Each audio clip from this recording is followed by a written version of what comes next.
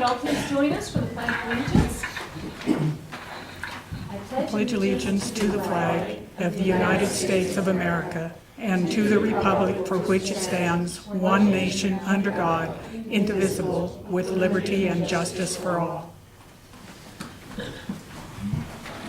Hi, good morning, everyone. It is December 15th. This is the Broadwater County Commission General Meeting.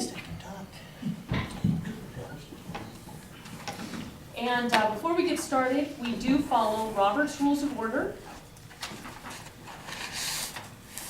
We are through the Broadwater County Public Meeting Policy. This policy is for the purpose of helping Broadwater County open their meetings to all county citizens. We realize we have a fiscal and fiduciary responsibility to conduct county business as efficiently as possible for all Broadwater County residents. Commission meetings are recorded and are on YouTube, so please state your full name for the record prior to any public comment. Any separate conversations need to be removed from the meeting and conducted outside. Outbursts will not be tolerated. Public comment will give each person who wishes to speak an initial 3 minutes to do so, and all comments should be directed to the board chairman. This policy applies to all. So, with that, first order of business is public comment. Is there any public comment? Dwayne Hollow. Got a little note here I'd like to read. You stated that it's all posted on YouTube. Why then is it December 10th, Wednesday's meeting post only the 7 minutes of you and Franklin spatting like little children? What happened to part 2, the most important part of the Building 6 issue? All right, any other public comment? Bob? Well, I think that the Rotary Club should be commended for providing you with footwear so you didn't have to come barefoot to the meeting today. I see something. What is Isn't there something that? Oh, no. Oh. Boy. Where did you lose your shoes? I didn't lose them. Oh, they just thought you needed slippers. These are my shoes for the day. They'll keep you warm. And maybe you could explain why you're wearing that. I was actually going to do that, Bob. Okay. Yes. Any other public comment beforehand? All right. This will also be my Montana Minute. Thank you, Bob, for bringing that up. First things first, Rotary had a Christmas party this weekend, and every year we adopt needy families in the community and provide them with Christmas dinner, gifts, that kind of thing. We work through Head Start. And this year, for the Christmas party, any money raised at the White Elephant went to adopt even more families. We raised $1,400 Saturday night through the White Elephant exchange. 2 White Elephant gifts were this lamp from Fragile, Italy, and the slippers that I'm wearing, which are Angry Bird slippers. And as the night got going, 2 gentlemen in the audience pledged $100 if I would put the lamp on the commission table during today's meeting. So this is another $100 for needy families in Broadwater County, and another $100 if I would wear the Angry Bird slippers during today's meeting, which are a size 9-10 men's, and I wear a size 7. So if I trip and fall, you know why. So the $200, the lamp and the slippers are for needy families. So thank you for bringing that up, Bob. And kudos to Rotary. I think what they do is good things for the community. Dwayne, the longer segments of video take longer to load. If it's loaded in the afternoon and isn't finished by the time I leave, sometimes it gets frozen when I put my computer on sleep mode. There's nothing more to it than that.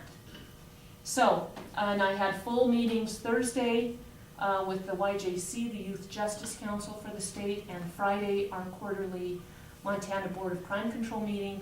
So on neither day was I able to come back and load it as I sat at my computer and did commission work.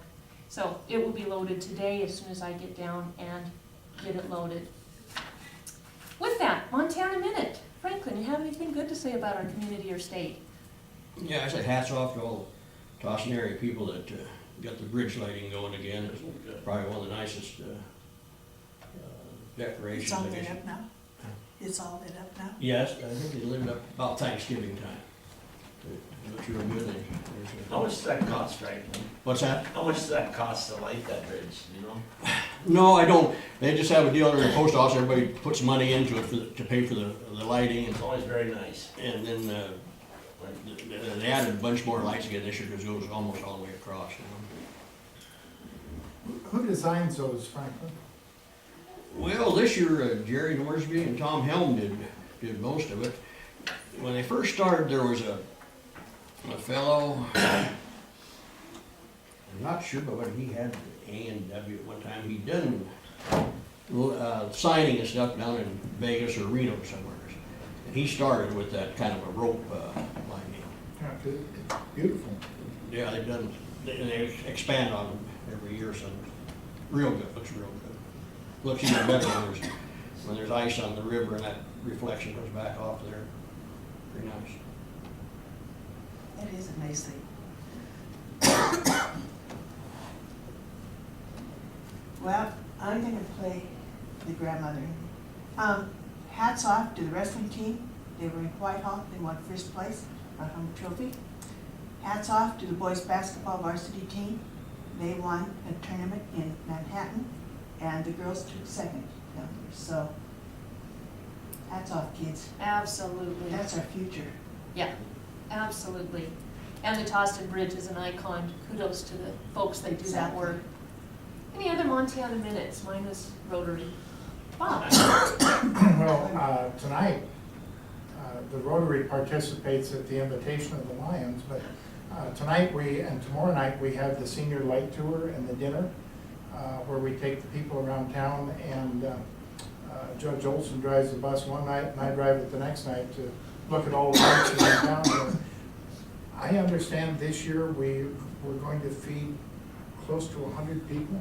I think so. I think it's 50 people each night that come to that, so it's a neat little deal, and actually the idea started with the thing that Bill Kearns was doing and taking some people around to look at lights, and it just kind of expanded from there into this big community event that we've done for several years now. And the senior center does the meal, it's paid for by the Lions and the Rotary. That's a very nice service to our community. Mm-hmm. You'd be surprised how many older people really appreciate it because they don't get out that much. And for those people that don't get out, we provide poinsettias for them in their homes. Any place in the county, isn't it, Bob? Wow. Anyway. Yeah, I've been around and delivering for a while, but mostly around town here, Yeah, I if you think. know people that would be interested, let us know. Oh, thank you very much, and thanks for the genesis of the idea, Bill. Anyone else? Montana Minute. Roger. I have to ask, what's with the lamp? You might not be the last one today with the question. The other thing you need to notice are the shoes. Shoes. It's a fundraiser. Rotary has pledged $100 to put this lamp on the table during our meeting today, and $100 to wear the slippers for the day, and that $200 will go to adopt needy families in the community. It's coupled with about $1,400 that Rotary raised Saturday night at a Christmas party. Well, my Montana moment is good. That's great. And that lamp put me in the Christmas spirit, because that's one of my favorite all-time movies. Yeah. What's it called? The It's Christmas Story? Mm-hmm. Yep. Yep. Ralphie's my hero.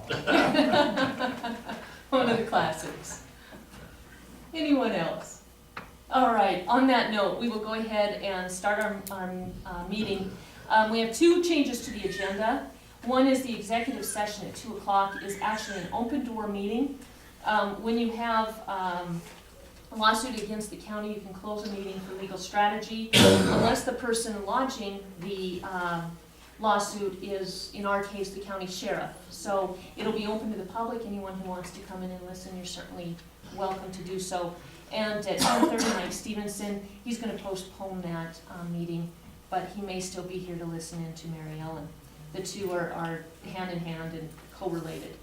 So with that, we have minutes from December 8, 2010 and December 10, 2000. December 8, 2014, and December 10, 2014. Good morning. Good morning. I'll make a motion that we approve the minutes of December 8th, 2014. And here I was from the phone, so I'll let you do that one. These, of course, were emailed out to the commission earlier last week. Again, hats off, Ann. You do a great job, and you're very efficient and very quick.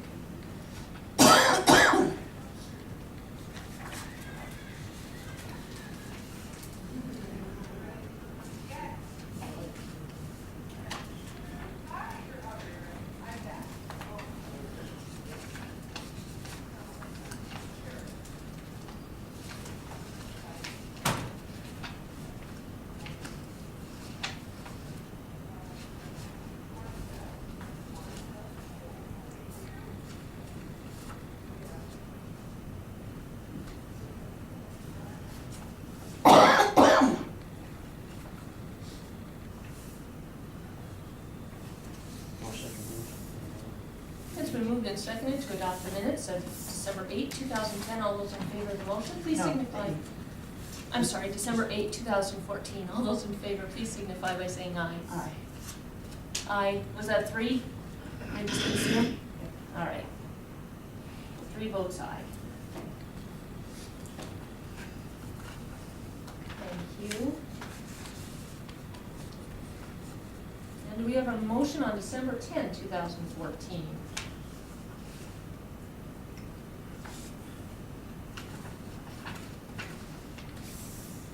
Accept the minutes.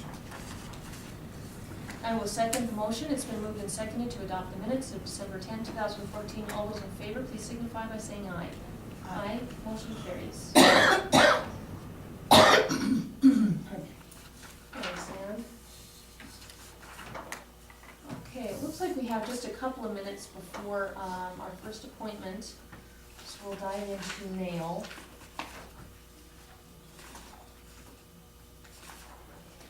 This is for you, Elaine. It's from Mike at the last LEPC meeting.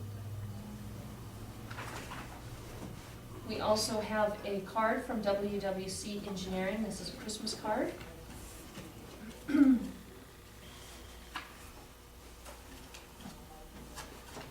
from the Department of Environmental Quality, we have a notice of, to issue a wastewater discharge permit. This is for the town of Joliet. It's not in Broadwater County, but if you know anyone who lives there, you can certainly let them know.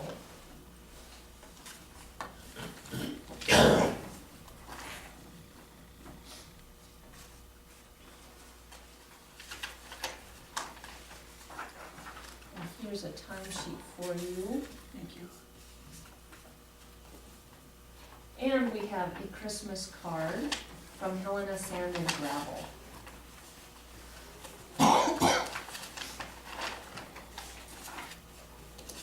Isn't that pretty? Yeah.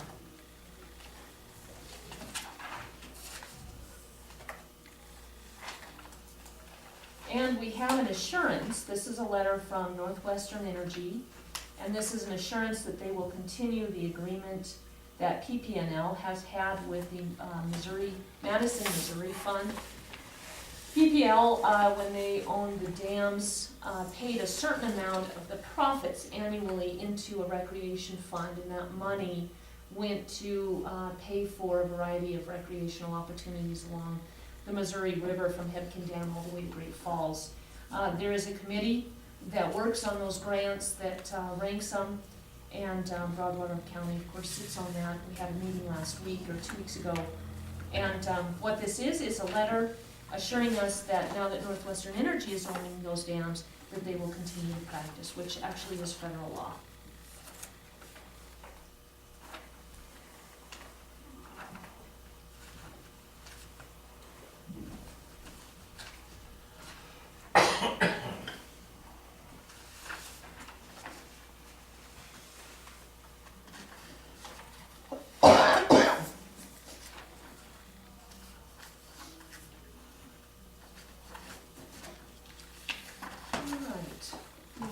Continue. I have just a couple of claims here that just need signature to address.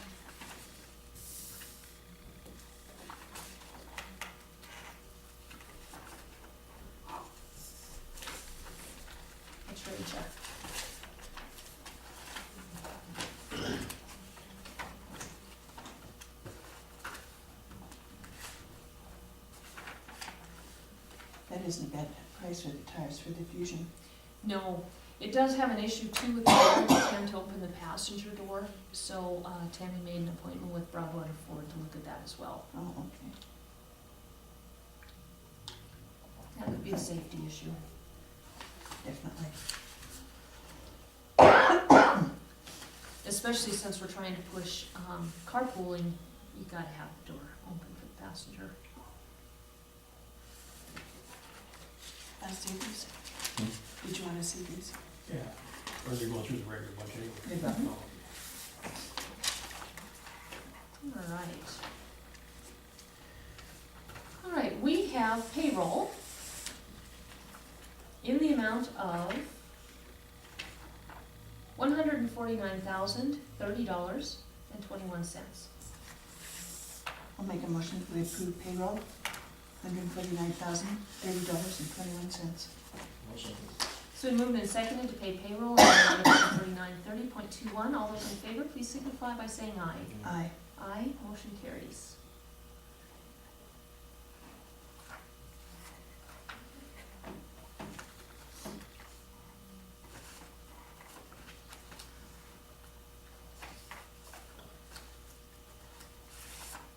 And we have claims, these are the approved claims from last week, in the amount of $27,797.81. I would pay the claims of 27,000 plus. I'll second the motion. So we moved and seconded to pay the approved claims of $27,797.81. All those in favor, please signify by saying aye. Aye. Aye, motion carries.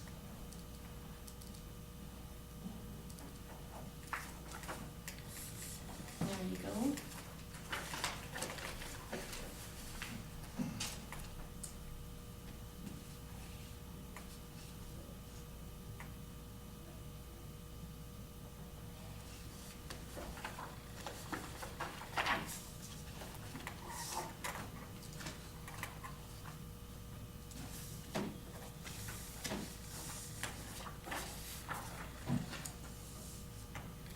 We have our annual contract with Extension. I brought this up last Wednesday.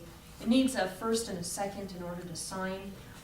We didn't get that far. We do have one signature by Franklin, but I'm gonna put it on the agenda so that this can be addressed since it was skipped, and make sure that we address that as appropriately. Sounds good. Did it increase? I don't know what don't know that it says that it's what the last year's total was. Yeah, I don't know, that might be a good question for Extension. Okay. And that's a cost share we have with MSU. It's a 60-40 split for Extension in Broadwater County. I'll put it in here too, since we'll address it later.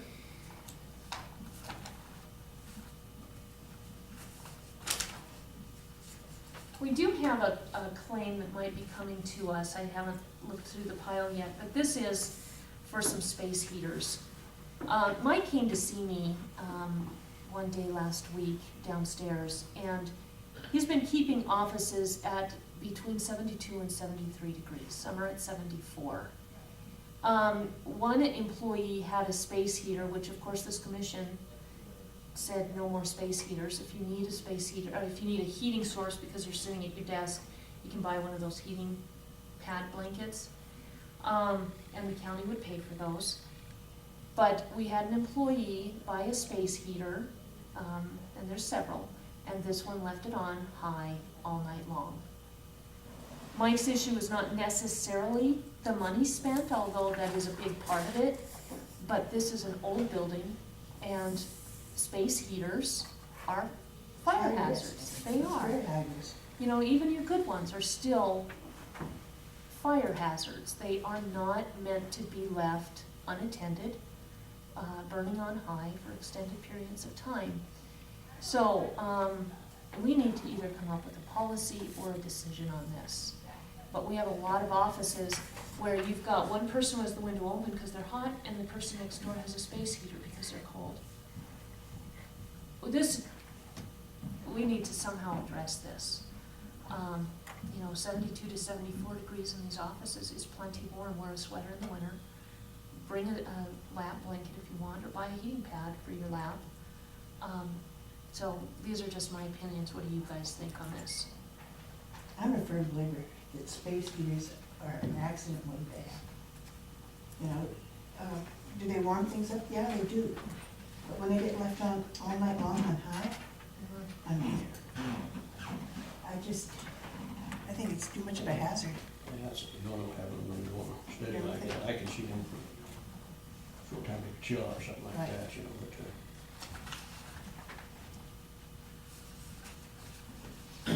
So what do we want to do? I'll make a motion then that we say no space heaters. Do we want a policy, a heating policy for the county? I think so. Okay. Don't you? yeah, but it's gonna, it kinda goes to department to department. On so much of that, But then some places they probably never need a space heater at all, and other ones, they're gonna need it quite often, chances are. Franklin, it happens in the same office. One person's dying of heat and the other one's freezing. In the same office all the time. I think the person that needs to dress accordingly.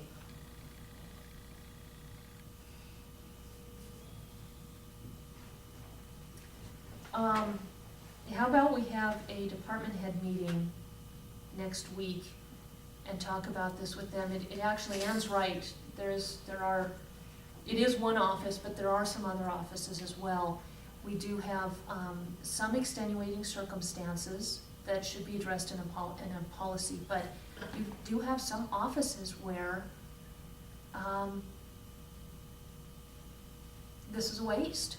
It doesn't need to happen. Wear a sweater, dress appropriately.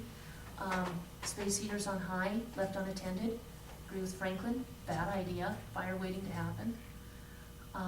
So what do you guys think about meeting with the department heads and then writing a policy jointly after that? I'm fine with that. Franklin? That's right. All right.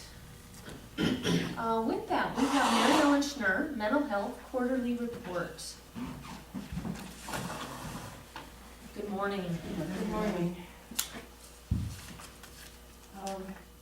I have papers for you, but I didn't have, we were copying down there so fast that there was no stapling time, so That's okay. you're just gonna get piles of loose papers here.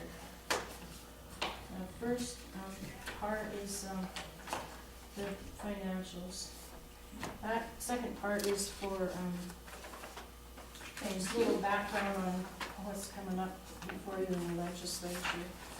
Not before you, before the legislature, but we're gonna be seeing it and hearing about it, so.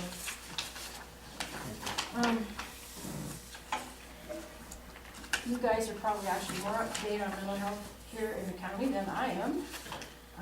You've met Ashley, and Ashley has a home, and the Mental Health Local Advisory Council apparently has been really busy while I was gone this fall, so it looks like things are on a roll here. And our mental health board met just before Thanksgiving, and we'll meet again next Monday. So, and I didn't, of course, wasn't at the November meeting, so I don't have much information from there. In your handout with the graph, there's a list of the interim committee's recommended legislation, and this is the bill numbers, draft holes for the numbers that the legislative committee suggested as far as funding mental health. And they kind of tried to base it on this chart, which unfortunately is just black and white, but shows the, where we really need to concentrate on giving out our mental health budget in dollars. But the big thing is they really, the mental health directors and the governor's office do have similar ideas as far as expanding local community services, and then to change the things at Warm Springs some so that they can hold more forensic people more safely and effectively, and also to develop a separate dementia treatment unit at Warm Springs or Galen. Because that takes about 30 beds out of the 189 right now. just as an illustration, my daughter, who's a social worker at a hospital in the state, last week had one voluntary commitment and one court-ordered commitment that they had to keep in the hospital, people that were acutely psychotic, because neither Warm Springs nor Great Falls or Billings had room for those people that day. So even with a court order, you don't necessarily get to go to Warm Springs when you have to go. So by freeing up a few beds there, that with the dementia unit, maybe that'll help out with that a little bit. And of course, the long-term goal is that hopefully we're able to catch these people in the community before they get to that place, and have an acute psychotic break. Do you feel in Broadwater County it's going well?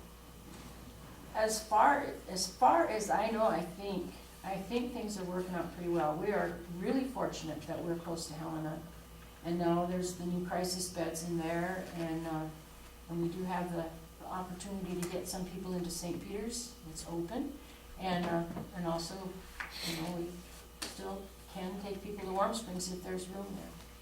The thing about Warm Springs is, they want to keep that at about 200 people or fewer. And when I took my nurses training there was more people in Warm Springs than there were in Broadwater County. So it's a huge change, and of course, a little over 40 years, but still, it's maybe not realistic to think that we can keep those only 200 people there, but kind of the idea is that more of those people should be kept in the communities and not have to go there. That should be their kind of last resort. And when we do have the facilities we have in Helena, that really helps counties like us that are close, because we can take advantage of those better. It's my understanding Christmas is always the hardest time of the year for them. It is for a lot of people. It is, there's a whole lot of things going on. The shortest day of the year, the least daylight of the year, which seasonal effect affects a lot of people. Maybe they don't drop into a acute depressive episode, but they get crabby and lazy, or both, or both, it's just, I always say, I think human race was meant to hibernate with the bears, actually, and here we are, we're charging along just like nothing is happening in our biological world, and so that does make a difference, and there's just a whole lot of memories and all kinds of other things that go on, anniversaries and things that go on at Christmas that are stressful for a lot of people, and it does make life difficult for many people who are struggling with mental illness and addictions also. It's a hard time. And that kind of goes on and through the winter. We say Christmas time because that's the way we mark our time, but if you lived in a society that didn't celebrate Christmas, you would still notice it in the winter time. So what do you do to offset that, Offset what? the depression and all? Well, it would depend on kind of what's causing it. The biggest thing is people have to kind of have to recognize what their stressors are and kind of have some tools to deal with them. And that's not something we're all taught from childhood on, I think the schools have tried to address that in more recent times, and try to work with kids with positive behavior and so forth, and try to teach some coping mechanisms, but still you kind of learn, most of all, what you learn at home before you ever go to school, and they aren't always healthy things that you learn, And kids especially can internalize things that were never meant to be, and carry them around with them. I think of the little girl, this is a true story, I know this lady well. She was so excited to find out that the human body had 89 cents worth of chemicals in it, or something like that, when she was about in the second grade. Little scientific mind whirling away there. And she went home and she told her mother, "We are worth 89 cents in chemicals in our body." And her mother laughed and she said, "Oh honey, you're priceless." And she carried that around with her for years, thinking that her mother didn't think she was even worth 89 cents. Oh, that's sad. Isn't that sad? And as she grew up, she finally understood what priceless meant, and she finally realized that her mother didn't think she wasn't worth 89 cents, but that's what she thought for many years. And as a result, kind of lived that expectation of herself, that she wasn't worth much, you know, until she was probably in college. So, you never know, you That's never know. heartbreak. And, but prevention, that's kind of the prevention pieces, you know, communication and being able to, how do we cope with things that are stressors for us and so forth. If we actually have the physical issue of seasonal affective problems, then, extra daylight really helps, you know, even the daylight light bulbs or tanning beds or things like that really help. And just getting outside and getting exercise for 45 minutes in the middle of the day when the sun's at its highest point does help people with that physical manifestation. So there's some simple things we need to just keep working on in our society. So there will be, you know, today's the deadline for final introduction of bills at the legislature, and we'll see what other ones are being proposed besides the ones on that list there. I'm sure there will be some others come in. And I'm not really too positive how happy the mental health agency directors are with the governor's final plan. I think that fence was mending during the fall, but at first when the governor had his first meeting about this, he didn't invite any of the mental health directors to participate or even attend. And so that, you know, that caused a little issue, but I think they've kind of worked through that, and hopefully that they're pretty close together on things now. As far as the status of the Center for Mental Health, kind of hanging in there, pretty close to where we were last year. We're making progress with paying down debt for some of the buildings and so forth that we had liabilities on. We sold the property in Helena, so that money was able to go to the new building in Helena. What had happened was they bought, probably about 8 years ago or so, with the idea of building that new crisis facility. They bought land down in the 6th Ward, thinking that that's what they would build a new building at. Well, then 2008 happened, and you know, that stuff kind of fell apart. And so then another plan made more sense, and here we still sat with this property in the 6th Ward, which had been a gas station and had fuel in the ground. And blah, blah, blah. So finally we were able to sell that at a loss, but at least we got some money out of it and were able to put that into the new facility. There's a group home in Great Falls that the sale is pending right now, and again, it was an old building. It was really a cool old building, but was not ADA compliant and just needed upgrades from old age and so forth. And we looked at that, and it just was going to cost us more than it was really worth. So we advertised it for sale, and that sale is pending now, and then we can use that to help pay off the Journey building, the Center West building, where we're able to keep people on a temporary basis pending group home placement or whatever. And it seems kind of interesting to me that actually we don't have a big long waiting list for group homes right now. And that's a plus sign, I guess, because that's saying these people are somehow being able to be taken care of in the community and live a little more independently, some of them, than we used to feel we had to just put in a group home. How do you staff those? They have to have a person, you know, they have to have 24-hour coverage. There's people that work there around the clock. And then there's a person who manages those, who's probably manages all the group homes in Helena, all the group homes in Great Falls or whatever, but that person is a therapist or really greatly experienced case manager that manages all those homes. And they have programs going in and out of them all the time. You know, those people all have their own case managers, and they have group programs and activities and so forth, so that there's always some kind of therapeutic activity happening with those people every day. So, and it is hard to staff those kind of places. We don't pay lots of money, you know, and it's kind of tedious for some people to work in that situation, you know, all the time. And so there's some turnover there that, you know, we always have to address. And those people have to be security cleared and everything else. And it's not, you can't just go pick somebody off the street.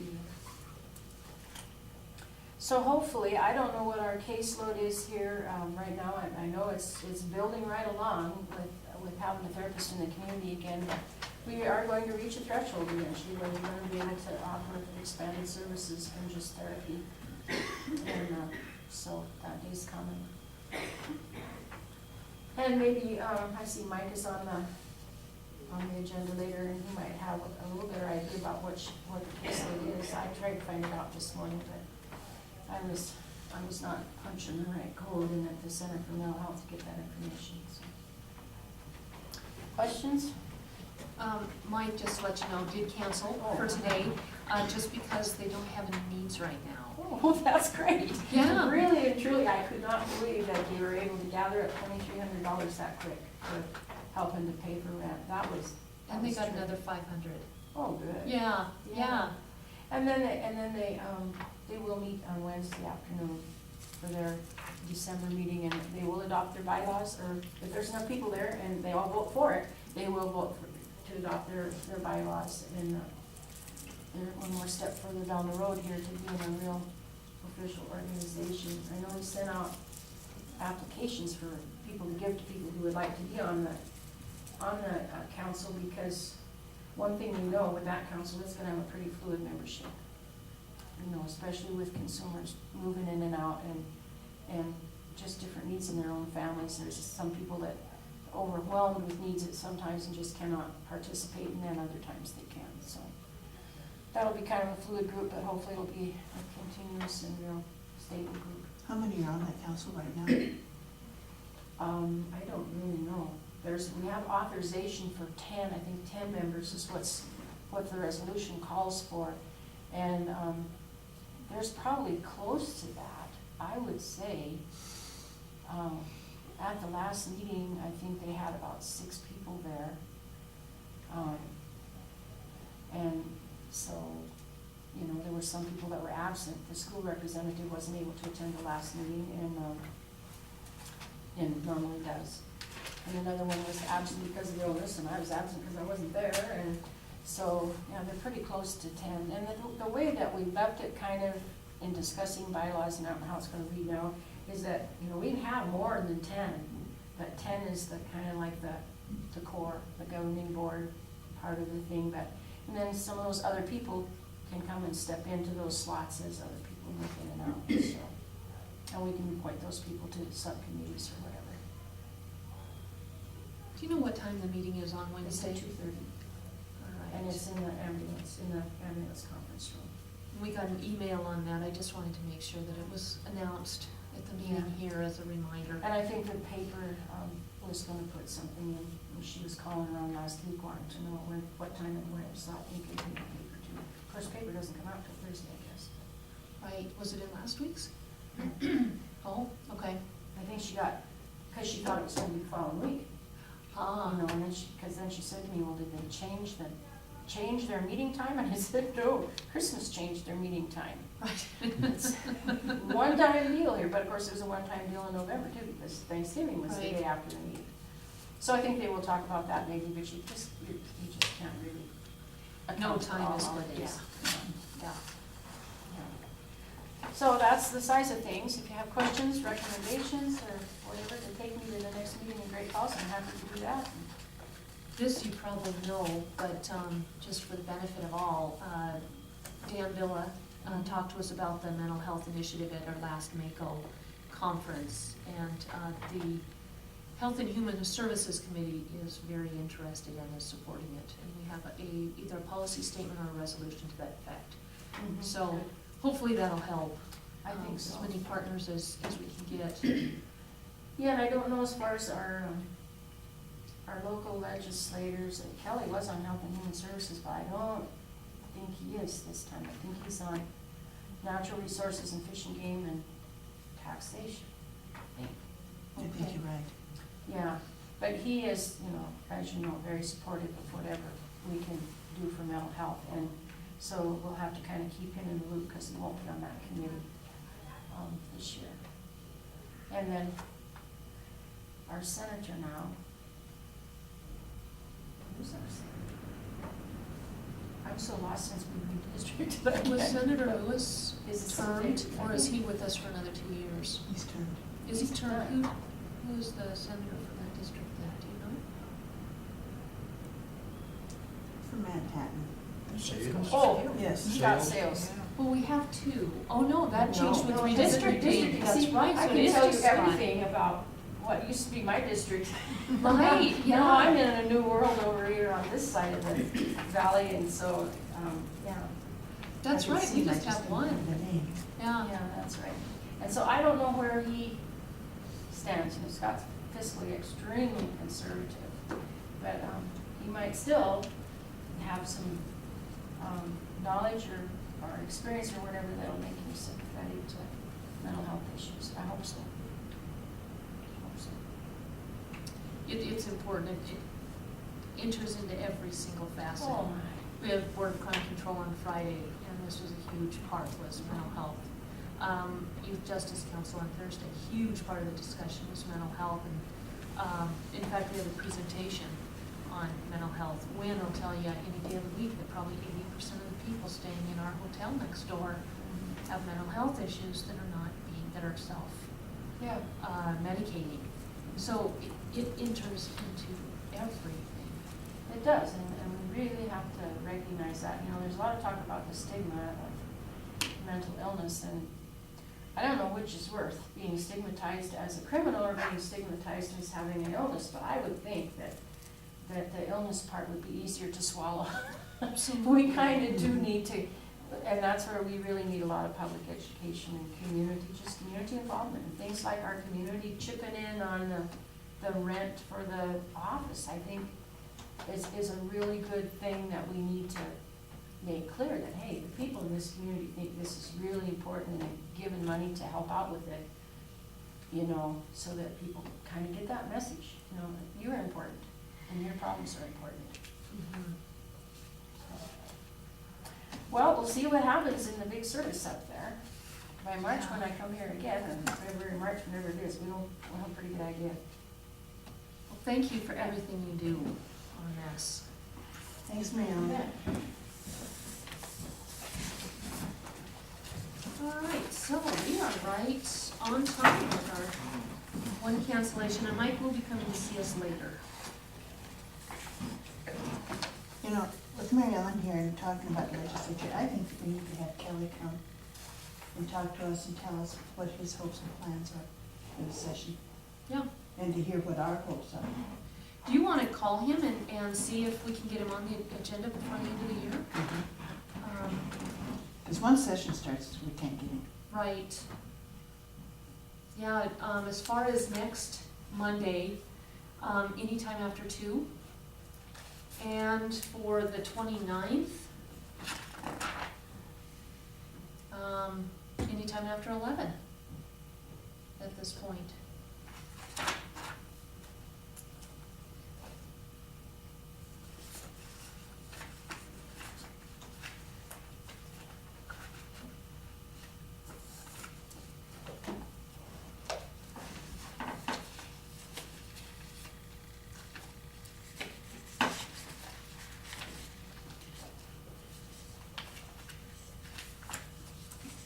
All right, well, we have just a few minutes before our next appointment, which is the county attorney, and I don't see her here. I have a couple of questions. I had a request from the Justice of the Peace To have an audit done of that department in preparation of a new Justice of the Peace coming in. Something we did with the Clerk and Recorder's Department, we did it with Weed when we switched leadership. And it's not a bad practice to get into, and we also have new county attorney coming in. So what do you guys think about reaching out to Anderson's or Millian, who did the other two, and asking them to do that? I think it's a great idea. That is good. Especially the people going out. Yeah. And the ones coming in. Yeah, it protects everybody.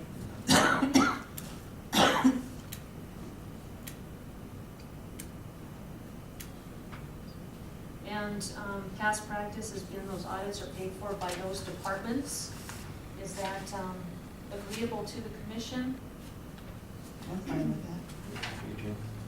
In the past, it's been about $5,000, so not a tremendous amount, but a chunk. A couple of notes written on my other agenda about things I wanted to discuss. While I pull that up, here is a memo that we discussed last week on the TV district. If you guys are still in agreement on that, we will have Judy Tice here a little bit later today.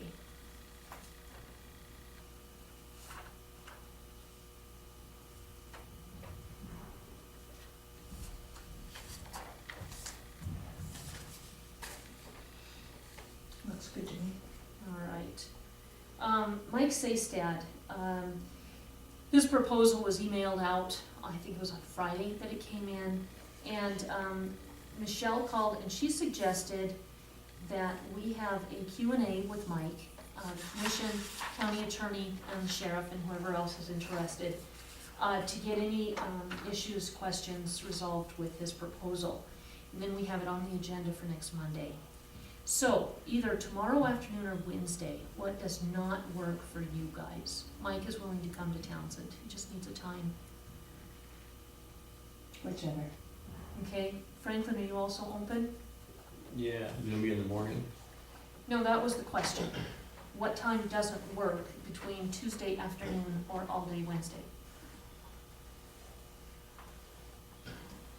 I would suggest we go from Wednesday, Yeah, probably better.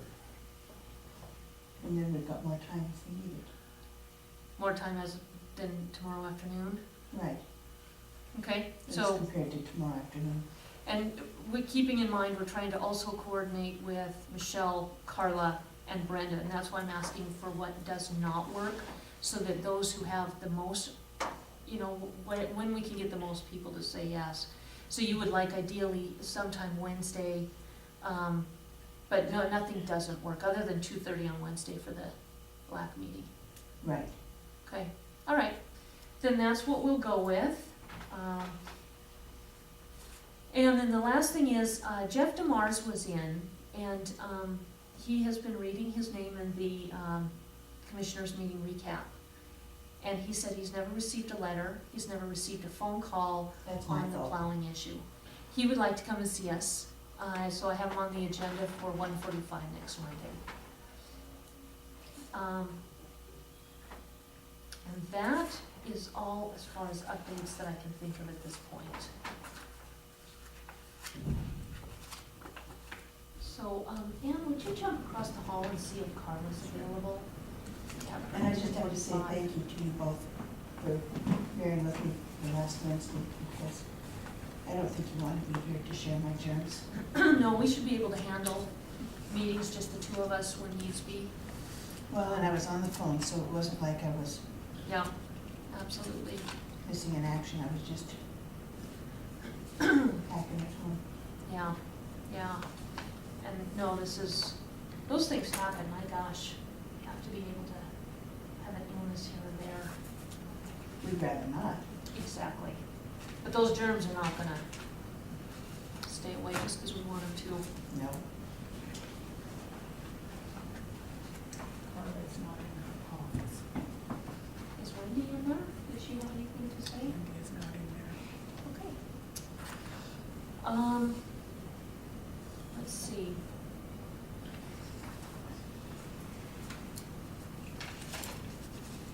I bet we can move Ken Roswell.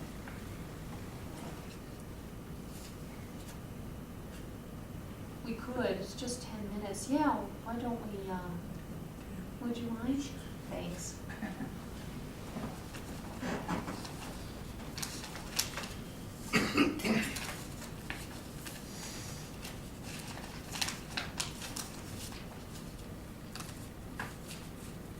And I think what we'll do, unless, if Carla comes in, we'll go ahead and scoot her into our schedule here. Otherwise, we'll bring it up at 2 o'clock. Okay.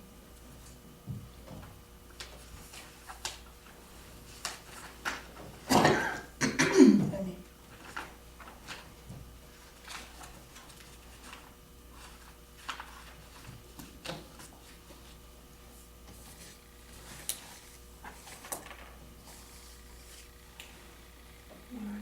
Yes, Sharon. You said Mike Starstad? Saystad. Don't say stat. Could you just spell that for me? I can because you'll never get it. Okay. It's S-E-H-E-S-T. C-E-E-S-T.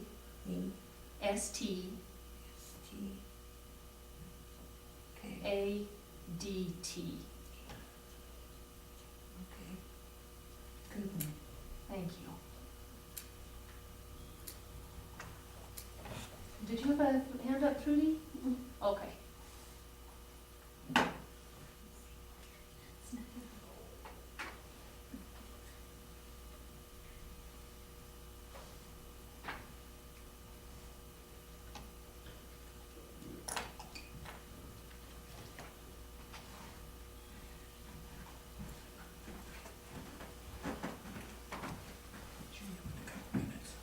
All right.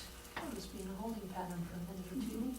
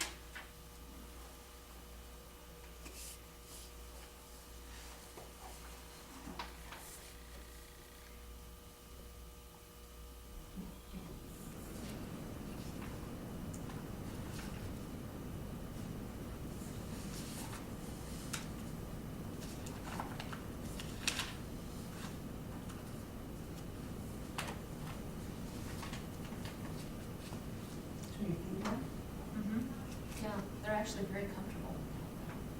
Nice and cushy.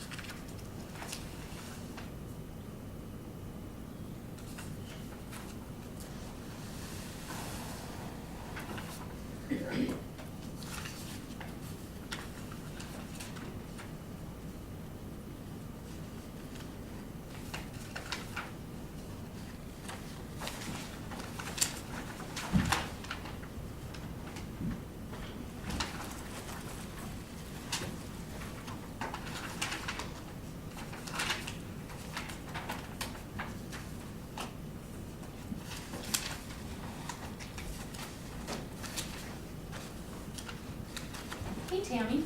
How are ya? Good. Our agenda states that items for discussion and/or signature may occur at any time as allowed during the meeting, and these issues and times are subject to change. So, Tammy Rouser claims Jeff Field called contract decision. Come on. You can sit down, whatever makes you Okay. comfortable. I just want to ask you guys, with our junk vehicle, right now we have a contract with Gerald Slagle, 4 Seasons. And I'm just thinking, since the last couple times that I've contacted him regarding picking up some vehicles, I've had a little bit of issues with him. Nothing serious, but I just am wondering if we could maybe think about putting the contract up for bid again. I've had 2 people ask me about it, if we ever, and the contracts, right now, I think we have to give him 30 days notice if we do that. And it's on a renewal of once a year. And either party can break it, but we have to give him 30 days notice that we are gonna break it. Is that what it Yep. states? Shall be automatically renewed unless either party may terminate with either party within 30 days of written notice. So we could go ahead and write a letter and then put it out to bid. I just think with the beginning of the year, He's been with the junk vehicle program for quite a while. I think the last time was 2011 is when this was last renewed. So, It's a good practice for any entity to occasionally or on a schedule put out a contract for bid. Opens it up to anybody who might be interested to put in for it. and I did contact DEQ because our junk vehicle program is grant funded by the DEQ, and asked him, asked them if it was okay to do this and what, and they said most definitely, I don't think he does much anymore, does he, or? Gerald? Yeah. No, he isn't. The last time I talked to him about this, he was kind of wanting to kind of give it up a little bit. So I don't know if that's the issue or what, but the last vehicle I had called him on, he would not go get it. And I had to call DEQ, and they had to get involved and find somebody else to go do it. So, Does he have any health problems? I don't know. I have no idea. Or just tired and wore out? I think he might be just tired and wore out. Yeah. So I just wanted to see what you guys thought about that. And if we should maybe proceed with the new year coming, it might be a good time to proceed. Make a motion that we go to contract. Put up a contract for bid on the junk vehicle program. No second. It's been moved and seconded to go ahead and follow the contract with the 30 days notice and then put it out to bid. All those in favor, please signify by saying aye. Aye. Aye, motion carries. We should also write just a letter of thank you, just so that he knows he's not surprised Yeah, by this. sure, Yeah. okay, And I can certainly help you with that. okay. We gotta use this as our date. Use today's date as the 30-day. What we should do, Franklin, is let him know and count that as the 30 days. So if the letter goes out today, that certainly would work. If it goes out tomorrow, we'll use that date or whatever Right, it goes out. okay. So you'll have the Okay. right. Yeah, yeah, okay. Well, All I right. see it was in 2010 was the last time we did this. Right, so it's definitely Yeah, time it's that we been almost revisit 5 these. years then, so, Yeah, Overdue. yeah, yeah. yeah. So I will give Okay. this back to you. Thank you, ma'am. You're welcome. All right, Thank you, Tammy. thank you. Thanks.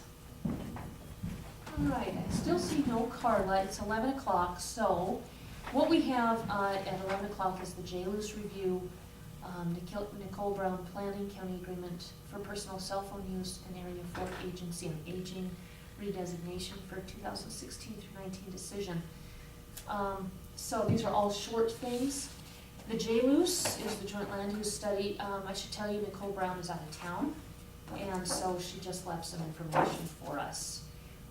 If there's anything that needs to be tabled, we can certainly bring that back up on Wednesday at a secondary meeting to address any tabled issues. And this, of course, was worked out with Nicole prior to leaving. Her excuse, or her absence is excused. So that's just a cover letter.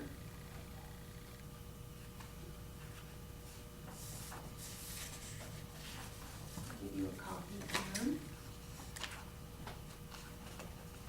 The JLUS is something that has Broadwater County entered into with Lewis and Clark County, the City of Helena, the City of Townsend, the Montana National Guard, Fort Harrison, state and federal agencies, community organizations, and property owners. It's been going on now for a couple of years, and what this is a study that was purchased through grant funding at Lewis and Clark County. It cost Broadwater County nothing. To look at the National Guard training area, the Limestone Hills, and Fort Harrison, and work with community groups. There were, I don't know how many community groups in Townsend and Broadwater County, to hear from people and what they wanted to see, what their expectations were, what their issues were. And this is the report. And per the grant, we do need to have that on the agenda and review it in a public meeting. So that's what this is. These, of course, the full JLUS has been available in our office for a couple of years. We've made various announcements and public hearing that anybody can come and take a look at any time and read it. And so this is just a very short synopsis, and it's just actually called the executive summary.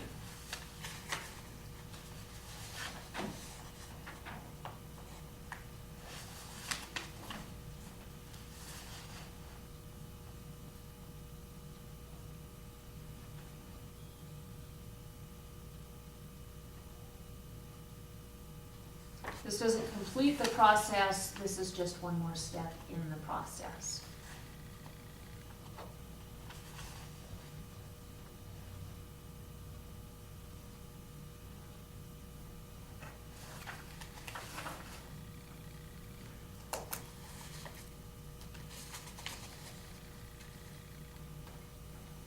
It goes almost to Gaithersburg, huh? Mm-hmm.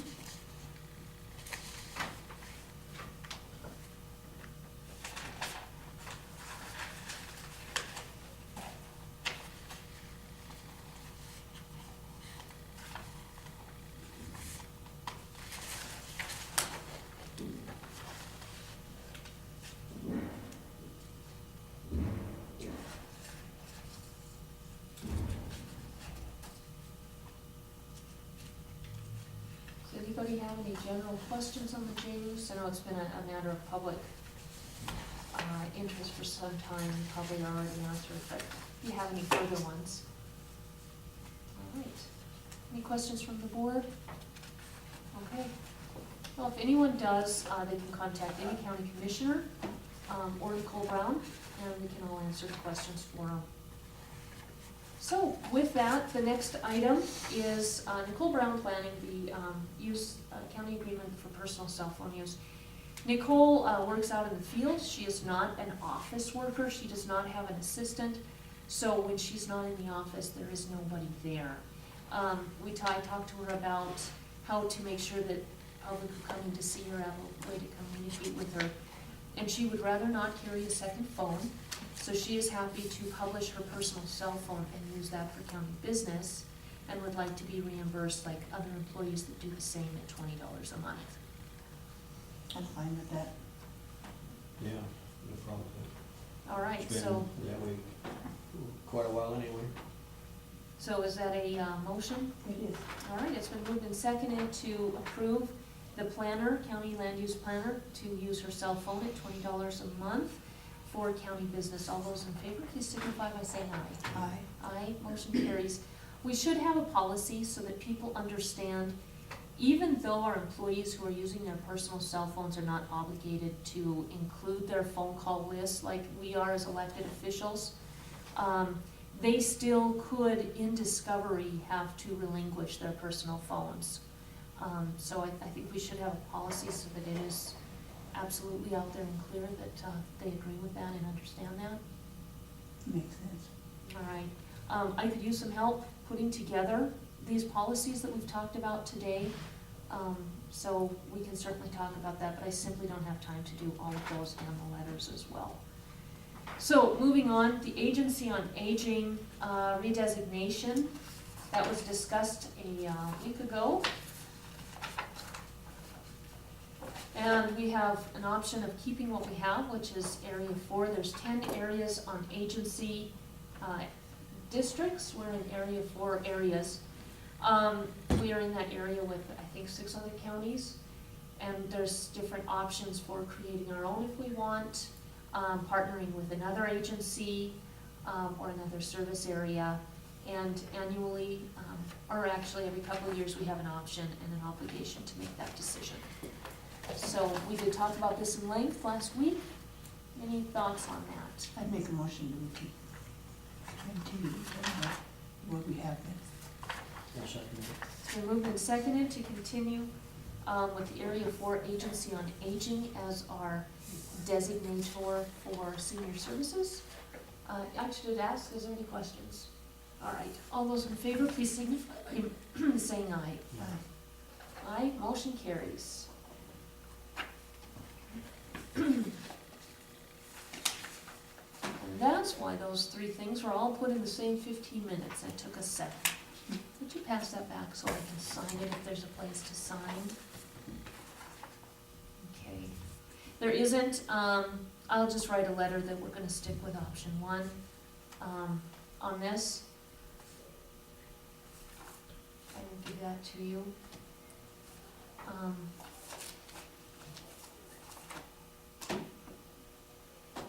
So, we are free until 11:30. Look, is Carla out of the office or? I don't know. She wasn't in.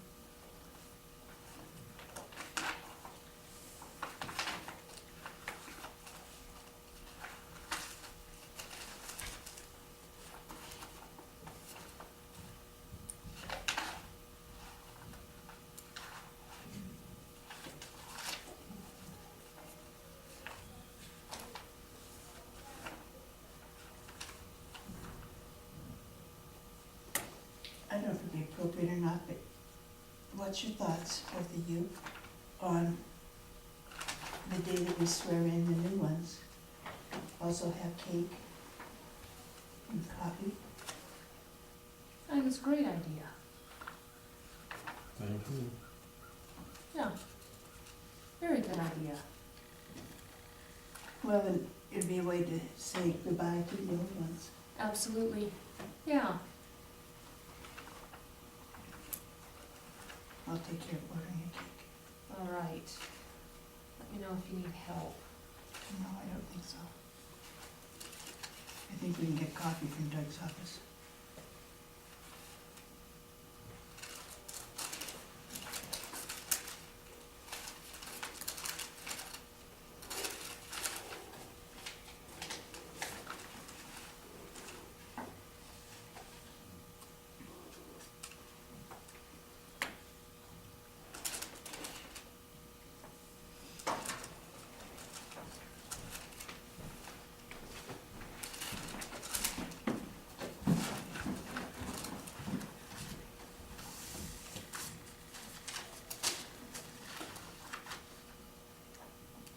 I would suggest that we recess, but if she does come in, I'd like to be here, since this is, it's a big issue, and we have actually a really positive resolution to it. And I think it'd be great to hear that in public meeting.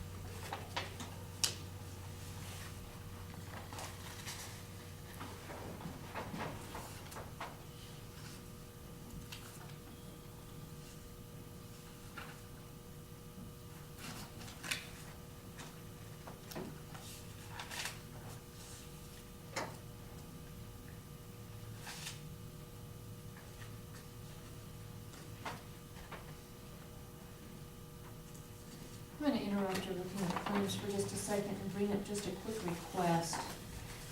Just this morning, in the first hour, we talked about, getting some audits for the JP's office and the county attorney. We talked about a policy on space heaters. Excuse me, we talked about a policy on cell phones and to make sure that our employees are well informed. We talked about, writing a letter, with our decision on the Agency on Aging.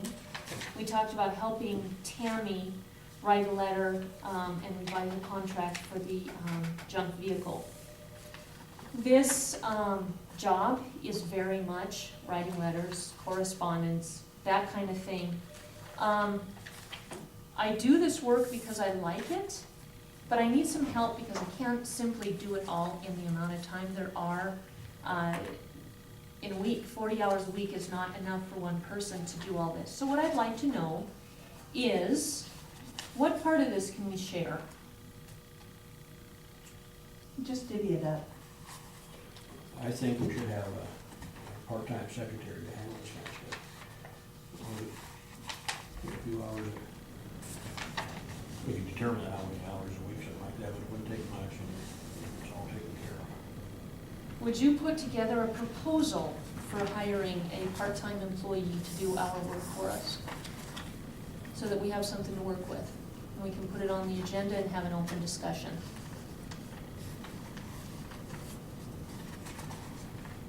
That's a good idea. Yeah, I'll do that. Okay?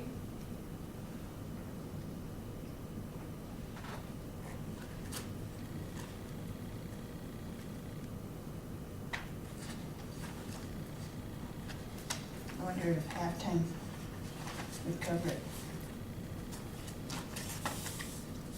We could even take halftime, would different times of year. Well, we got also. a lot of filing and stuff too. That should be pretty much taken care of now, isn't it?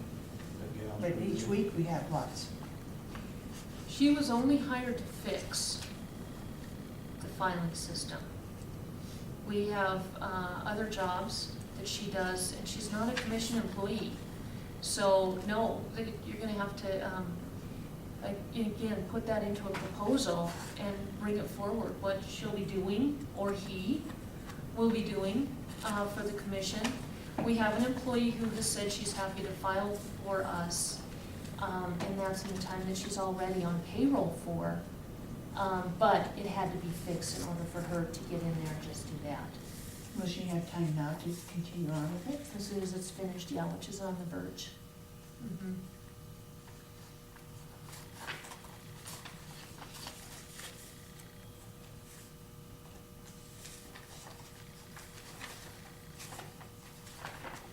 So, should I put that on the agenda for any particular date at this point? Well, what do, one thing, okay, filing is one thing, filing of records, I guess you'd call it, Yeah, okay, but also writing letters okay. and drafting policy, right? Yep, so they'll have to have some legal background.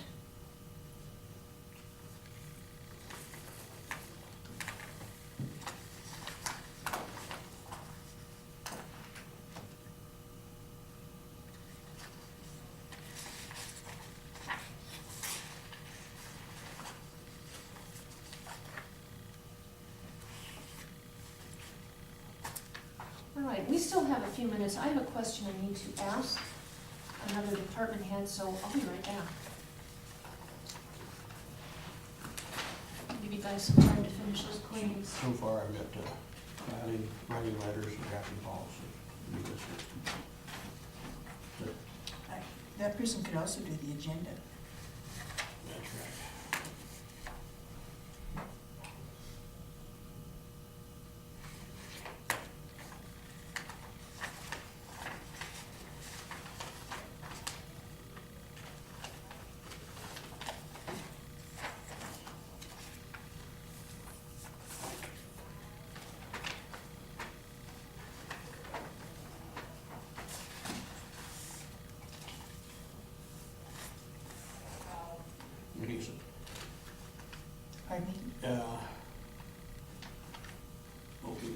sure would be, I just think we'd be looking for a part-time person to work in the commissioner's office.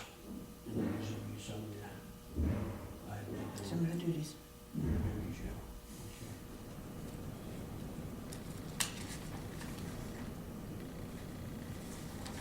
That was the next week, 10 days or whatever. Well, we'll have to advertise it for 2.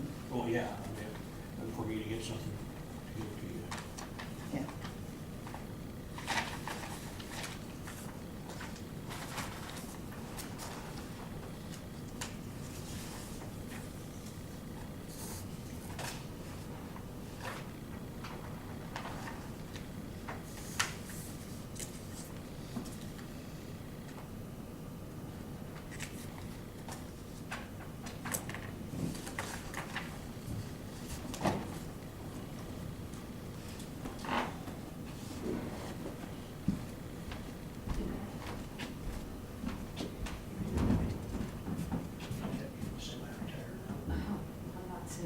Or not.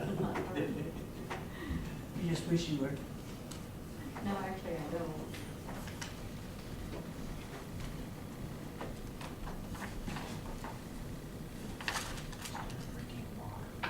Thank you. I saw you come in too, when I was hacking over a bit ago. I thought, I wonder if he'd sell me one of those.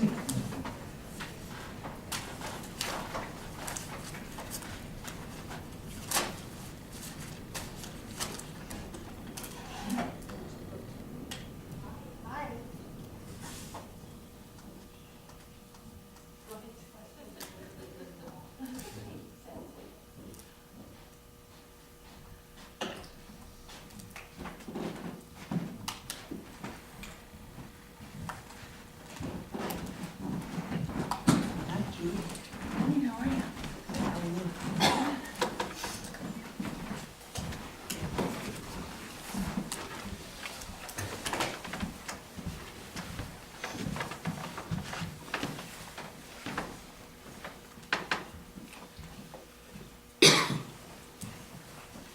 We'll go ahead and call you guys up as soon as we get our third commissioner. Okay.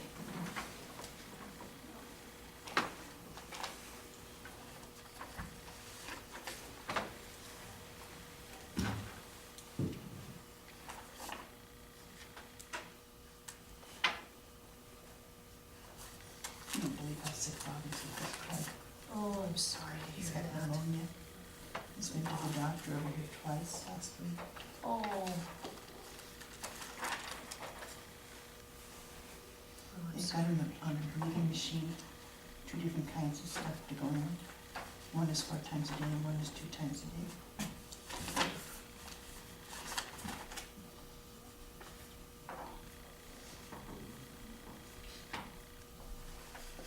This is the first time.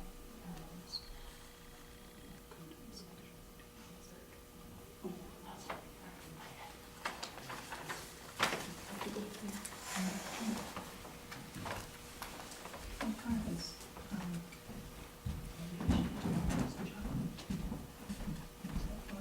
Probably for a staff, I don't know. And certainly else this afternoon.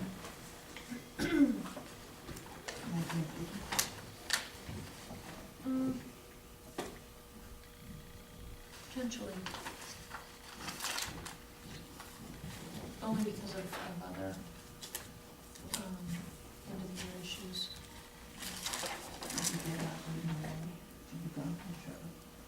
Or, you know, just a one-on-one chat.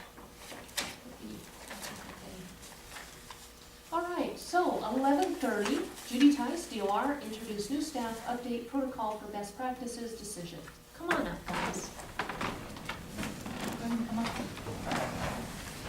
I think we've done a pretty good job of getting our new staff introduced, but I wasn't sure if the committee had an opportunity to meet everybody yet.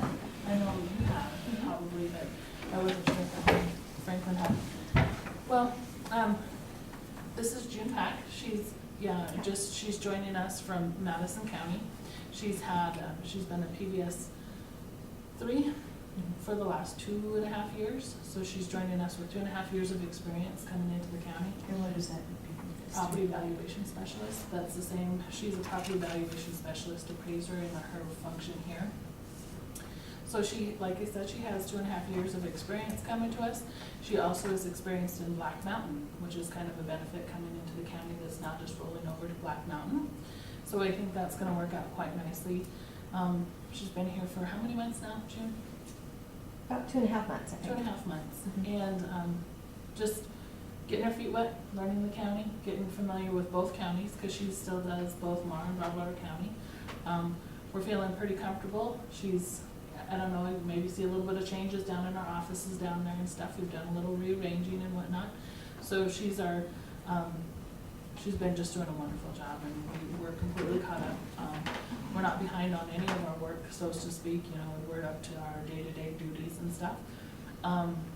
Ray has just joined us. He's been spending some time, Ray Muscarella, he has just joined us. He's coming to the department with 30 years of experience in appraisal work. He has 13 years in 13 in mass appraisal, because he worked for another county, another small county, for 13 years. So he has considerable amount of appraisal experience. He will be learning Montana law and code because he does come from another state. It's hard to keep Montana fresh, you know, because he gotta come over, he's hunting and fishing or something over here, huh? I've been here before. Yeah. It's a nice country. I wanted to see some new country.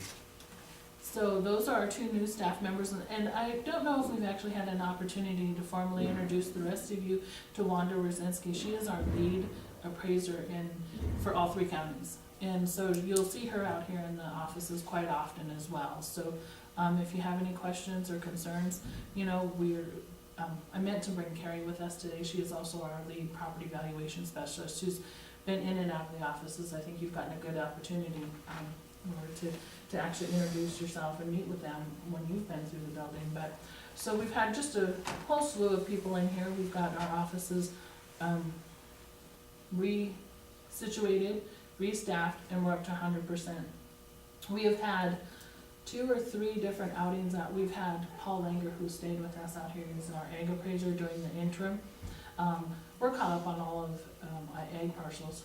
Those all look beautiful. Everything's completely done. When you put an ag appraiser out here, he has plenty of time to work on that. We've had 2 outings where we've had 7 to 10 appraisers in the area, just because we needed to kind of get caught up from that transition period when there was nobody in the office to what we were gonna do. And then just finishing up the end of the year, because we have to have our new construction and sales finished by December 31st. So our goal is always to make sure that we meet that expectation by the end of the year. And I think we're right on track to getting that done. We're currently in the process of setting our new reappraisal cycle information. We're getting our new models built. We're coming up with the new values. They're not set yet. The final determinations haven't been completed yet. Our goal is to have final determination done, I'm thinking by January 23rd. So we'll know more of what the values are looking like out in your counties. So far, they're looking pretty good. We kind of know what's been happening through the last 6 years. You know, if you've been here, you've been involved in the, obviously in the subdivision issues and stuff like that, and how those parcels started selling really high at the beginning of the cycle, and they're selling really low now towards the end of the cycle. So I think those all kind of balanced out quite nicely. That'll look nicer in the coming future. Again, with nothing being 100% set, we're not gonna really talk values because we don't have them to talk about. We can't even calculate our VBRs on our system just yet. So there's a lot more to it than all of that. So we're gearing up for personal property. Personal property will go out on January 9th. So those will be going out into the community. So applications for the personal property reporting, which of course is at 100,000 still, will be going out on January 9th. Also, PTAP, Montana Disability Veterans Benefits, that exemption will also be going out on January 9th. So your community is going to be hit from personal property and then from the exemptions standpoint as well. So those applications will come to the county. We met with the solid waste board, was that last month? Mm-hmm. Last month. I'm sorry, I had a loss in my family, so I've kind of been in and out of the office quite a lot. So I should have wrote down the dates before I came in. We met with the solid waste board. We're going to start providing them twice a year the tax rolls so that they can, give to us the parcels that they need, solid waste fees put on. That's new, and so we'll work with Brian to make sure that we have good communication on that process. Because we only enter that data twice a year, once for, when we do mobile homes. And then the, the personal property side of it, and then the second half comes in later in the year, July or September, when we do real property. So he should be getting his first report.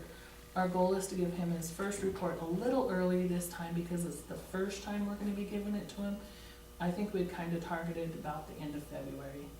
And then we'll, do follow-up with him on any parcels that are new, just this first time around, just so that we can have a good communication with how this process will work, so he can review the tax rolls to make sure that we have everybody on there, because it is up to them to provide us with the taxpayers who need solid waste fees on there. So that was kind of our goal at that meeting. June, do you have anything that's kind of come up? Just been getting to meet the... Yeah, no, I don't think so. We got worked out some, like, the solid waste, so we know for sure who's supposed to be and who's not. Getting that confirmed with, working with that board, but other than that, I don't think. And then just working with Doug a little bit on Black Mountain throughout some of that transition stuff. And I think that's been working out quite nicely. I wish Doug was here today. Doug is He here. just snuck I don't in. see him. Doug, how's that been? And so, yeah, so I think that's been going well with Doug and June communicating on that. For the rest of the staff, I don't know that we've had a lot of interaction just yet, but I'm sure as things progress, we'll start, getting to work with the rest of the team in the courthouse and working out. Ray and Wanda are gonna be finishing up, like I said, on, mobile home.